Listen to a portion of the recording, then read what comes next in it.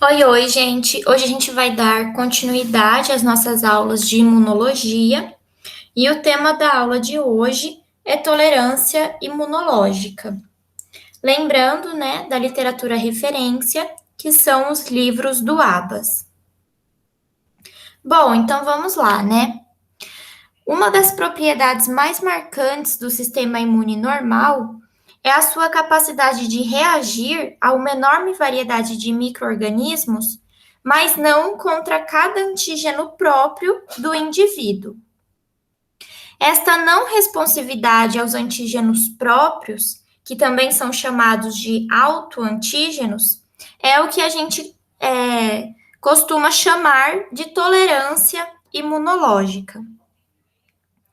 No nosso organismo, no processo normal, são gerados vários linfócitos capazes de reconhecer antígenos próprios. Mas esses linfócitos são posteriormente eliminados ou impedidos de sofrerem a ativação. A escolha entre a ativação dos linfócitos e a tolerância é determinada pela natureza do antígeno e dos sinais adicionais, né, da coestimulação, presente quando esse antígeno é apresentado. Então, o que acontece é que quando uma célula apresentadora de antígeno está apresentando um antígeno proveniente de um patógeno, ela vai permitir a coestimulação do linfócito para que ele se torne ativo. Agora, quando são autoantígenos, essa coestimulação é deficiente, de modo que ocorre o mecanismo de tolerância imunológica.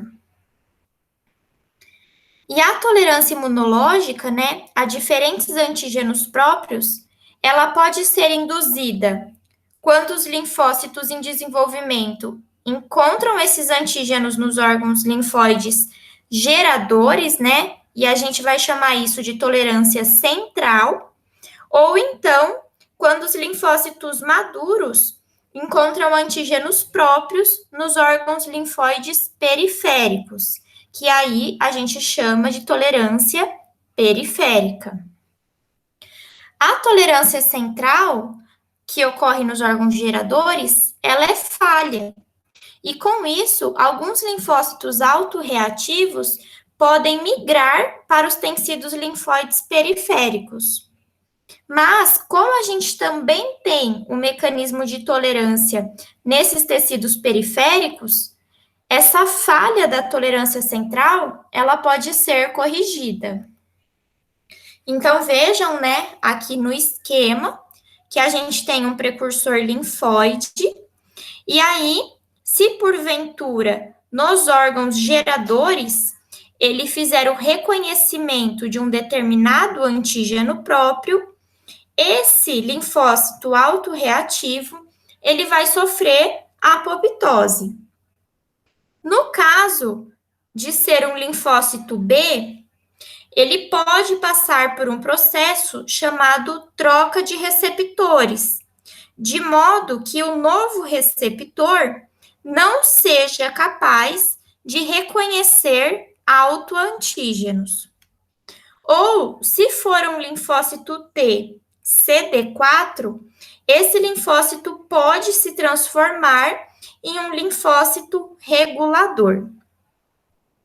Se porventura essa tolerância central falhar, nós vamos ter nos órgãos, né, periféricos o reconhecimento de autoantígenos por esses linfócitos autorreativos. Mas aí, se isso acontecer, esses linfócitos vão sofrer anergia, ou seja, eles vão ser incapazes, né, de ter um funcionamento adequado, ou então eles sofrem apoptose, ou eles podem ser ativados, mas o linfócito T regulador vai fazer a supressão, de modo que não ocorra o mecanismo efetor desse linfócito autorreativo.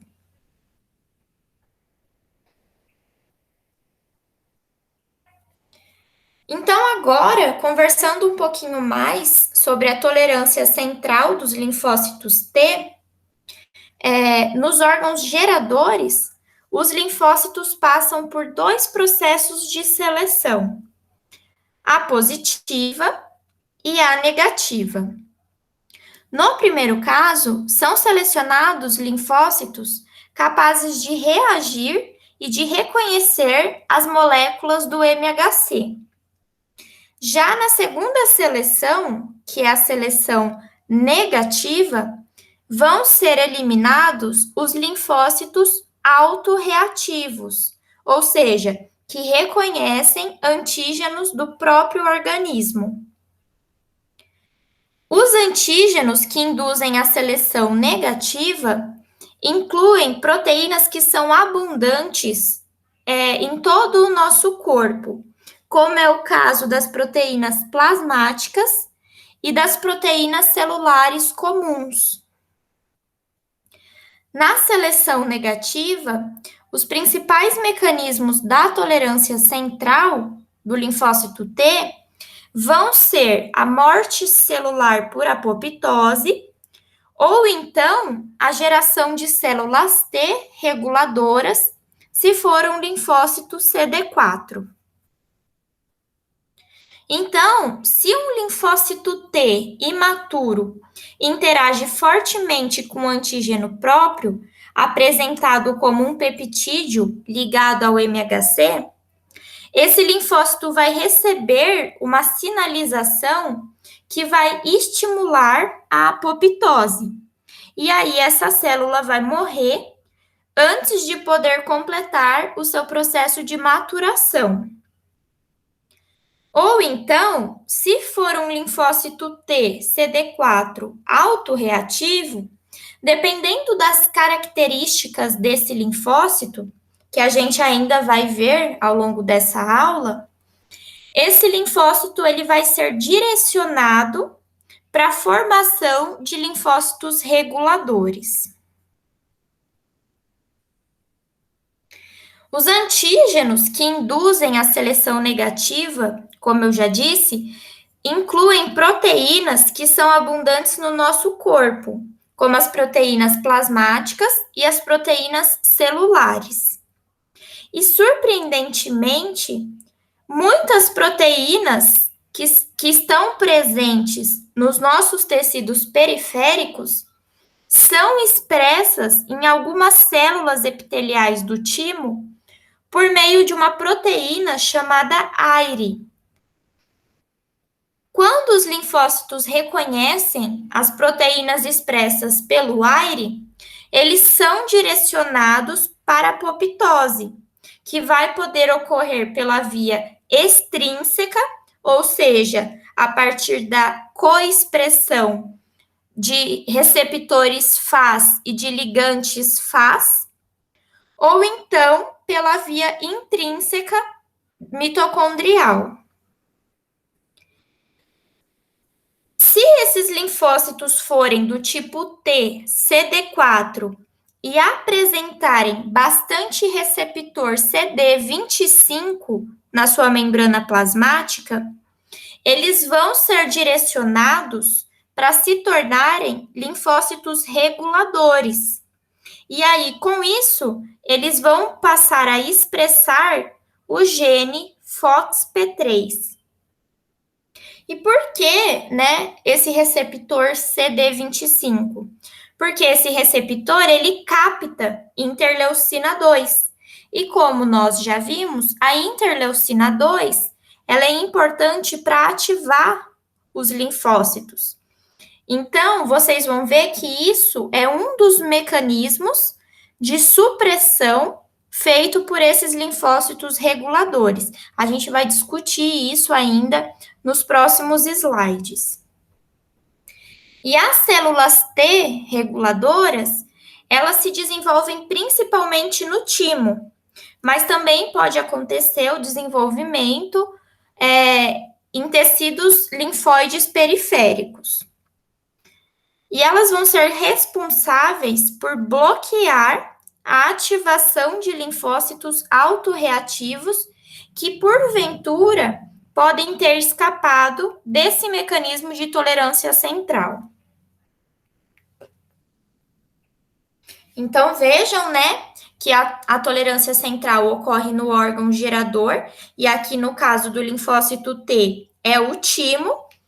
A gente vai ter a apresentação de autoantígenos pelas APCs, células apresentadoras de antígeno. E se houver o reconhecimento, não tem uma coestimulação adequada, esse linfócito sofre apoptose. Mas, se porventura esse linfócito for do tipo CD4, ter bastante receptor CD25 e for autorreativo, ele vai passar a expressar o gene FOXP3 e se transforma em um linfócito regulador, que vai exercer a tolerância imunológica periférica. Então, conversando agora um pouquinho sobre a tolerância periférica dos linfócitos T, quando o linfócito T reconhece antígenos próprios nos tecidos linfóides periféricos, ele vai poder sofrer três coisas. Ou ele fica em um estado de inativação funcional, que é a anergia, ou ocorre a morte celular por meio da apoptose, ou então esse linfócito vai ser suprimido pelo linfócito regulador e não vai ser ativado. A tolerância periférica, ela é muito importante para evitar respostas de células T a antígenos próprios que não foram apresentados pela proteína AIRE no timo, e também vai proporcionar um mecanismo de controle para evitar a autoimunidade nas situações em que a tolerância central falhou. Então, vejam, né, aqui que a gente tem uma célula apresentadora de antígeno com um autoantígeno. Opa, gente, desculpa. Na verdade, aqui nós temos uma célula apresentadora de antígeno apresentando um patógeno. E aí, quando ela está apresentando um antígeno proveniente de um patógeno, ela expressa várias moléculas de B7 na sua membrana plasmática. Com isso, o linfócito faz o reconhecimento por via do TCR, e essas moléculas de B7 promovem a coestimulação através do CD28, que é responsável por permitir a ativação desse linfócito. E esse linfócito ativado passa pela expansão clonal e vai gerar células efetoras e células de memória. Mas, quando essa célula apresentadora de antígeno está apresentando autoantígeno, percebam que não é expressa grandes quantidades de B7. Com isso, o CD28 não é ativado. E sem a coestimulação, esse linfócito autorreativo, ele vai sofrer anergia, ou seja, ele não consegue ser funcional, ou ele pode sofrer apoptose, ou então um linfócito T regulador inibe a sua ativação, fazendo o mecanismo de supressão. Os linfócitos T virgens precisam de, no mínimo, 2 sinais para induzir a sua proliferação e diferenciação em células efetoras. O primeiro sinal é o reconhecimento do antígeno, e o segundo sinal é promovido pelos coestimuladores, que são expressos nas células apresentadoras de antígeno. Quando não não há a coestimulação adequada, esse linfócito não é capaz de ser ativado e de sofrer a expansão clonal. Então, o que acontece é que quando uma célula apresentadora de antígeno apresenta um autoantígeno, ou seja, um antígeno próprio, ela não expressa coestimuladores suficientes, de modo que o linfócito autorreativo não sofre ativação. Basicamente, a coestimulação dos linfócitos depende de B7 e de interleucina 2. Em uma resposta imune normal contra um patógeno, as células apresentadoras de antígenos expressam em suas membranas muitas moléculas de B7, ao mesmo tempo que os linfócitos T liberam bastante interleucina 2 para ativação de mais linfócitos com o intuito de combater aquele patógeno. A molécula de B7 é um coestimulador que se liga ao receptor CD28, presente na membrana plasmática do linfócito T. No entanto, quando as células apresentadoras de antígeno estão apresentando um autoantígeno, elas não expressam altos níveis de B7. Com isso, o B7 ele não se liga ao receptor CD28, que é responsável pelo processo de ativação. E o linfócito autorreativo não pode ser ativado. O que acontece, na verdade, é que as poucas moléculas de B7 dessa célula apresentadora de autoantígeno vão se ligar a um receptor inibidor, que é chamado de CTLA4. Ah, vocês devem estar pensando, mas por que as moléculas de B7 vão se ligar ao inibidor CTLA4 e não ao receptor ativador CD28? Isso acontece porque o CTLA4 tem uma afinidade muito grande por B7, enquanto o CD28 tem uma afinidade pequena. Então, é preciso que a célula apresentadora de antígeno expresse uma quantidade muito grande de B7 para fazer a ativação do CD28, o que não acontece quando ela está apresentando um autoantígeno. Sem a ativação de CD28 e com a inibição por meio do receptor CTLA4, os linfócitos autorreativos vão sofrer anergia ou apoptose. Na anergia, as células elas sobrevivem, mas elas são incapazes de responder ao antígeno.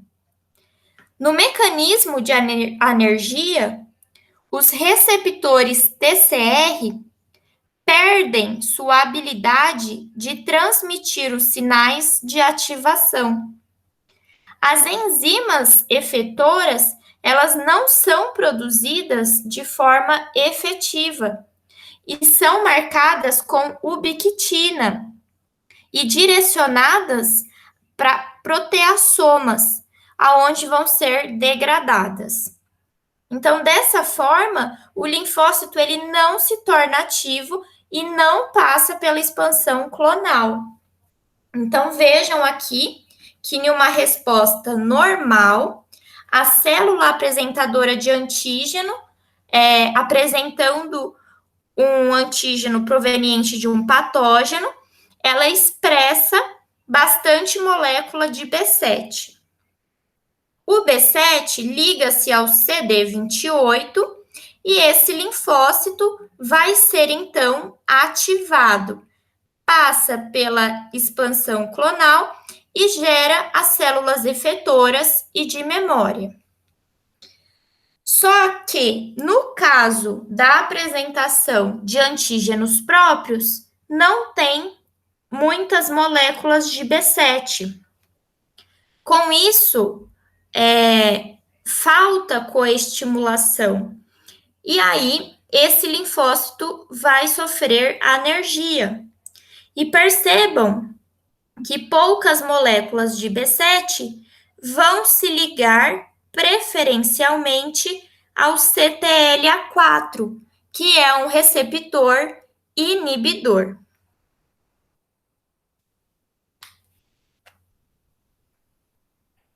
No mecanismo de apoptose, o reconhecimento, né, de antígenos próprios vai induzir a produção de proteínas pró-apoptóticas. E essas proteínas pró-apoptóticas vão induzir a morte celular por via mitocondrial. Então, nesse caso, várias proteínas mitocondriais vão ativar as caspases, que são as enzimas responsáveis pela apoptose. Nas respostas imunológicas normais a patógenos, a atividade das proteínas pró-apoptóticas é neutralizada por proteínas anti-apoptóticas, que são induzidas a partir da coestimulação. No entanto, quando está sendo apresentado antígenos próprios, não há a coestimulação adequada. E com isso, a produção de proteínas anti-apoptóticas fica deficiente, de modo que esse linfócito não possui sinais de sobrevivência e vai acabar sofrendo a morte celular por meio da via intrínseca. Além disso, o reconhecimento de antígenos próprios pode levar à coexpressão de receptores e de ligantes de morte, que são o FAS. E assim, os linfócitos autorreativos, eles passam a morrer mutuamente a partir da ligação desses receptores FAS.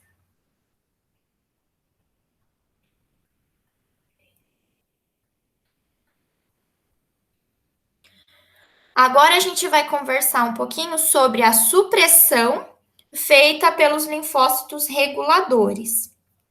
Então, como eu já disse, as células T reguladoras, elas podem se desenvolver no timo ou nos tecidos periféricos, quando o linfócito T CD4 é autorreativo e apresenta vários receptores CD25 para interleucina 2 na sua membrana.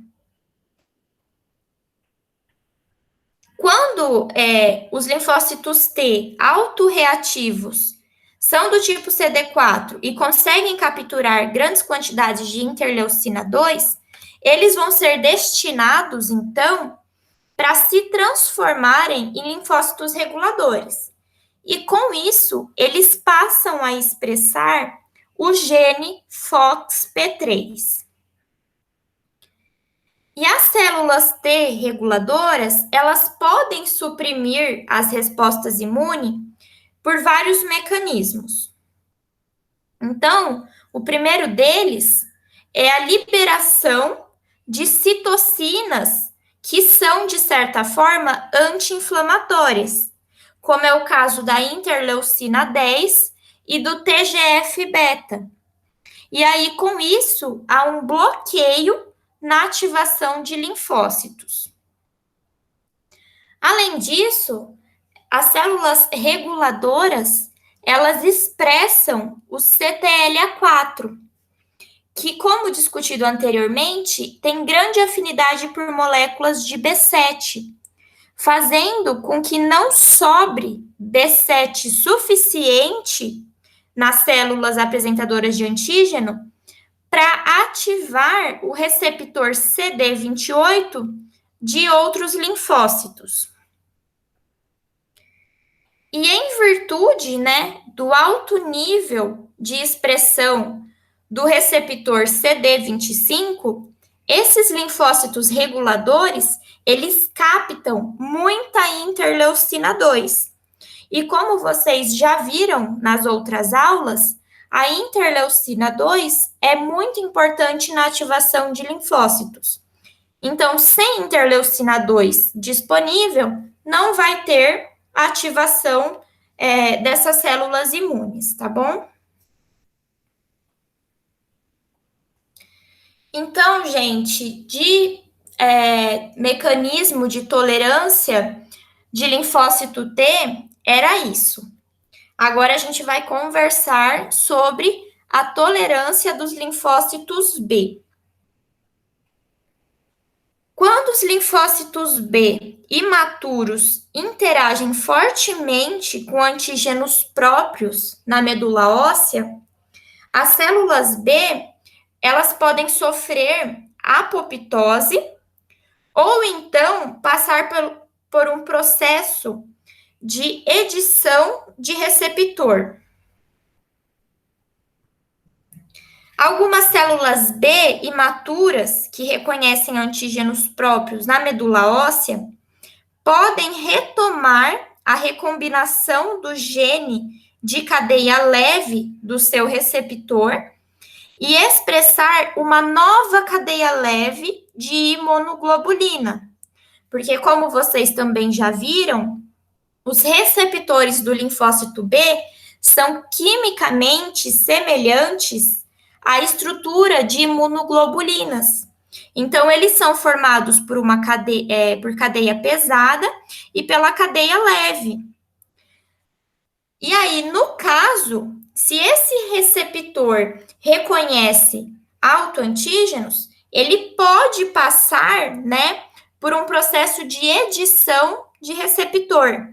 Ou seja, vai ocorrer uma troca na cadeia leve e essa nova cadeia leve se associa à cadeia pesada, né, previamente existente, para produzir um novo receptor, de forma que esse novo receptor não reconhece autoantígenos. Se a edição falhar, as células B imaturas, que reconhecem os antígenos próprios com alta avidez, recebem os sinais de morte e vão sofrer apoptose. Mas, se ocorrer o reconhecimento de antígenos próprios com baixa avidez, as células B sobrevivem, mas a expressão dos seus receptores é reduzida, ou seja, diminui a quantidade de receptores nas suas membranas plasmáticas, de forma que esse linfócito B autorreativo fica como célula anérgica, ou seja, infuncional.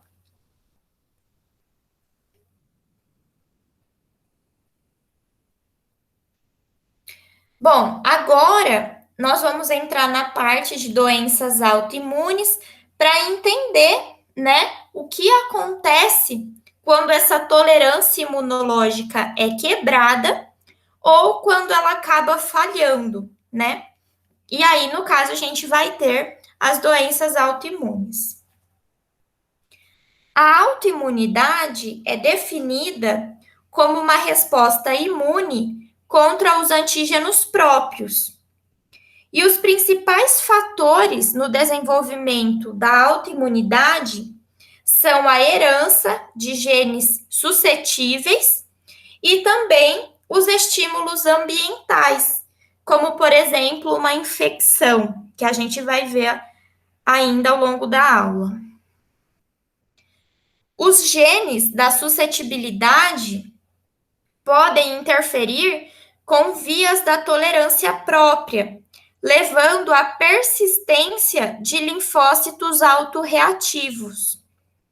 E os estímulos ambientais podem provocar lesão tecidual e inflamação, resultando na entrada e ativação dos linfócitos autorreativos devido a uma maior produção de coestimuladores. E aí, esses linfócitos autorreativos ativados vão lesionar os tecidos saudáveis do nosso organismo e provocar a doença autoimune.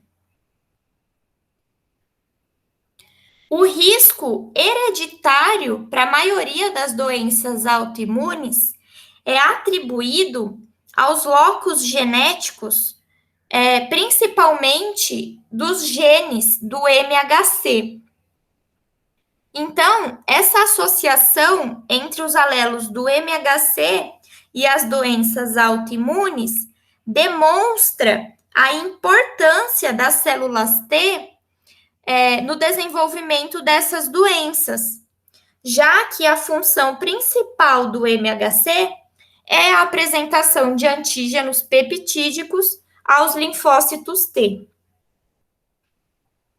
É importante ressaltar que, apesar de um determinado alelo poder aumentar o risco de desenvolvimento de uma doença autoimune, o alelo por si só não é a causa da doença. Na verdade, a doença não se desenvolve na maioria dos indivíduos que herdam esse alelo. Em geral, as pessoas que nascem com esses alelos costumam ter uma seleção negativa de linfócitos T autorreativos, de forma que esses linfócitos acabam escapando do mecanismo de tolerância. Então, vejam aqui, né, que a artrite reumatoide, o diabetes mellito tipo 1, fazem parte de doenças que estão relacionadas a uma predisposição genética devido a alelos que compõem o MHC. E esses alelos, como eu já disse, aumentam o risco de ocorrer essas doenças. Mas além dos alelos do MHC, tem outros genes que também podem estar envolvidos nas doenças autoimunes. Então, aqui nessa tabela, a gente tem alguns polimorfismos na codificação da tirosina fosfatase, que pode afetar a regulação da ativação de linfócitos. Ou ainda, né, algumas variantes genéticas do sensor citoplasmático NOD2 vai causar uma menor resistência a micro-organismos intestinais. E aí está associado à doença de Crohn. Aqui a questão do CD25 também, né, que a gente já viu que é o receptor para interleucina 2, que isso pode promover anormalidades no mecanismo efetor das células T. Proteínas do complemento também estão envolvidas. Então, vejam que tem vários genes, né, que estão por trás das doenças autoimunes. E aqui, nessa outra tabela, aqui já faz mais sentido, né, porque nós discutimos ao longo da aula, mas que problemas no gene AIRE, né, vai resultar em uma seleção negativa de linfócitos T de uma forma inadequada, de forma que esses linfócitos autorreativos podem se tornarem ativos, né? O gene FOXP3 também fazendo uma deficiência, né, nas células T reguladoras, que a gente viu que são muito importantes no mecanismo de tolerância imunológica periférica, tá? Então, de fato, É uma série de fatores genéticos que podem tornar uma pessoa mais predisposta a ter a doença autoimune. E as infecções, elas podem contribuir para a autoimunidade de diversas maneiras.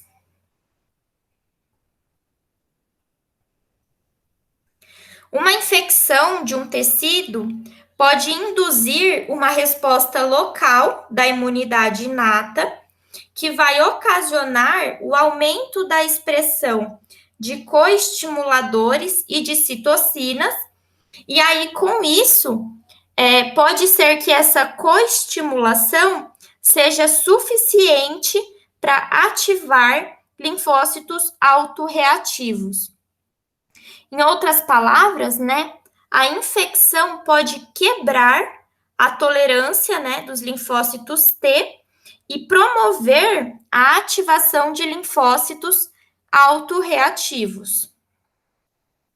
Além disso, algumas infecções microbianas podem produzir peptídeos antigênicos que são similares aos nossos antígenos próprios, desencadeando uma resposta autoimune. E a gente chama isso de mimetismo molecular, porque o antígeno bacteriano é muito semelhante aos nossos autoantígenos, de forma que o sistema imune acaba atacando os nossos próprios tecidos, pensando ser um patógeno, né? E as infecções podem também causar uma lesão tecidual e liberar antígenos que não foram previamente apresentados aos linfócitos durante o processo de seleção negativa. Normalmente, esses antígenos, eles não são apresentados porque eles ficam retidos em determinados órgãos, como nos olhos e nos testículos. E aí, quando ocorre uma lesão tecidual, a liberação desses antígenos, né, por um traumatismo ou por uma infecção, pode colocar esses antígenos em contato com os nossos linfócitos T, que vão reconhecê-los como um corpo estranho, porque eles não foram previamente apresentados. E aí, com isso, nós vamos ter uma reação autoimune contra aquele tecido. Então, gente, a nossa aula de hoje era isso. A gente conversou um pouquinho sobre os mecanismos de tolerância e a gente viu como acontece, né, as doenças autoimunes. Muito obrigada.